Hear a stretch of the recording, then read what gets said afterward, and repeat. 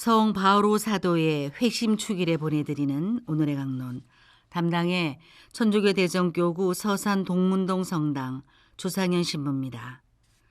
오늘 복음은 마르코 복음 16장 15절에서 18절까지의 말씀입니다. 그때 예수님께서 11 제자에게 나타나시어 그들에게 이르셨다. 너희는 온 세상에 가서 모든 피조물에게 복음을 선포하여라. 믿고 세례를 받는 이는 구원을 받고 믿지 않는 자는 단죄를 받을 것이다. 믿는 이들에게는 이러한 표징들이 따를 것이다. 곧 내 이름으로 마귀들을 쫓아내고 새로운 언어들을 말하며 손으로 뱀을 집어들고 독을 마셔도 아무런 해도 입지 않으며 또 병자들에게 손을 얹으면 병이 나을 것이다. 오스서 성령님, 대전 가톨릭 평화방송 애청자 여러분 안녕하십니까? 오늘 우리는 조금 독특한 축일을 보냅니다. 보통 성인들의 천상 탄생일인 순교를 기준으로 축일이 정해지는 경우가 많은데 오늘은 성경에 기록된 사건인 바오로 사도의 회심 사건을 기념합니다. 그리스도교의 열렬한 박해자였던 바오로는 부활하신 예수님을 체험한 후 충실하고 열정적인 그리스도의 사도가 되었습니다. 물론 이 사건이 바오로 사도의 개인적인 체험이지만 교회는 이 사건을 보편교회가 함께 기억해야 할 축일로 정하였습니다. 초기 그리스도교 역사를 기록한 사도행전 안에서 이 사건이 굉장히 중요한 역할을 맡고 있기 때문입니다. 하느님께서는 환시를 통해 바오로 사도에게 당신의 뜻을 알려주셨고 이를 통해 바오로 사도를 빗나간 열정에서 올바른 길로 돌아서도록 이끄셨습니다. 그리고 당신께 돌아선 바오로 사도를 통해 하느님께서는 여전히 유다인 중심으로 형성되어 민족 종교 형태를 유지하였던 그리스도교를 이스라엘이라는 그리고 유다인이라는 제한된 땅과 민족을 벗어나 모든 이에게로 전하는 교두보로 삼으셨습니다. 앞서 말했듯이 바오로 사도는 그리스도교를 박해하였던 인물입니다.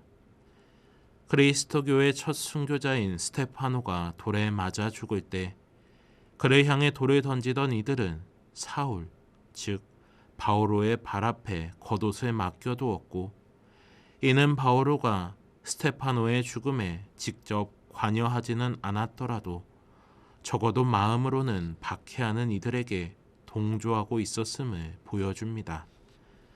이후에 바오로는 교회에 대한 박해에 앞장섰고 다마스쿠스의 새로운 길을 따르는 이들인 그리스도인들을 잡아들이기 위해 회당에서 서한을 받아 길을 나섰습니다. 그렇다면 바오로는 왜 그리스도인들을 박해하였던 것일까요? 바오로가 하느님께 대한 분노나 하느님에 대한 불신으로 그리스도인들을 잡아들였을까요? 그렇지 않았습니다. 도리어 바오로는 하느님께 열정적인 사람이었습니다. 오늘 독서에서도 바오로가 자기 입으로 밝히듯이 그는 유다 사람이며 엄격한 율법에 따라 교육받았고 하느님을 열성으로 섬기던 사람입니다. 교회를 박해하던 바오로도 자신 나름대로는 하느님을 위해 일한다고 생각한 것입니다. 그러나 바오로가 걸었던 길은 하느님의 뜻이 아니었고 하느님께서는 그런 바오로에게 환시를 통해 당신의 뜻을 알려주십니다. 하지만 그렇다고 해서 길 위에서 바오로가 곧바로 회심한 것은 아닙니다. 하느님께서는 그를 위해 또 다른 사람을 준비해 주십니다. 하나니아스라는 하느님의 뜻을 따르는 이입니다. 하느님께서는 또 다른 환시를 통해 그에게 다가가시어 시력을 잃은 바오로를 만나게 하십니다. 물론 바오로에 관한 소식은 이미 이스라엘 전역에 퍼져 있었기에 하나니아스 역시 하느님의 명령을 쉽사리 받아들이지 못했지만 다른 민족들에게 복음을 전하기 위해 선택한 그릇이라는 말씀을 듣고 바오로를 찾아갑니다. 그리곤 하느님의 이름으로 그를 치유해 줍니다. 부활하신 예수님과의 만남이란 환심만으로 바오로의 회심이 이루어진 것은 아닐 것입니다. 그리스도의 열렬한 박해자였던 자신에게 주어진 하느님의 따뜻한 용서가 그의 회심을 이끌었을 것입니다. 하나니아스의 마지막 말씀, 세례를 받고 죄를 용서받으십시오 에서 드러나듯이 그리스도를 알지 못해 많은 그리스도인을 죽음으로 내몰았던 자신의 죄를 끝까지 용서해 주신 하느님의 사랑이 그를 변하게 하는 힘이었을 것입니다. 마치 자신을 죽은 사람 취급하고 유산을 받아다 들어먹고 돌아온 작은 아들조차 버선발로 맞이한 자비로운 아버지처럼 하느님께서는 잘못을 깨달은 바오로를 따뜻이 품으십니다. 하느님께 진정으로 용서받는 체험, 진정으로 사랑받는 체험, 그것이 모든 것을 포기하고 죽음조차 불사하며 열렬히 복음을 선포할 수밖에 없게 만드는 힘이었을 것입니다. 그리고 용서받은, 사랑받은 자기의 경험으로부터 비롯된 바오로의 복음 선포는 그만큼 큰 힘을 발휘할 수밖에 없었을 것입니다. 바오로 사도의 회심 축일이 그리스도교가 세상으로 퍼지는 교두보가 되었듯이 오늘 복음에서는 온 세상에 가서 복음을 선포하라는 지상에서의 예수님의 마지막 말씀을 들려줍니다.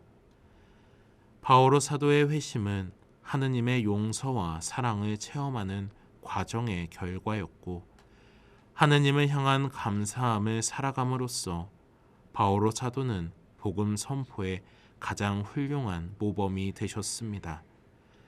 그리고 우리 역시 바오로 사도처럼 하느님께 참 많은 사랑을 받으며 살아갑니다.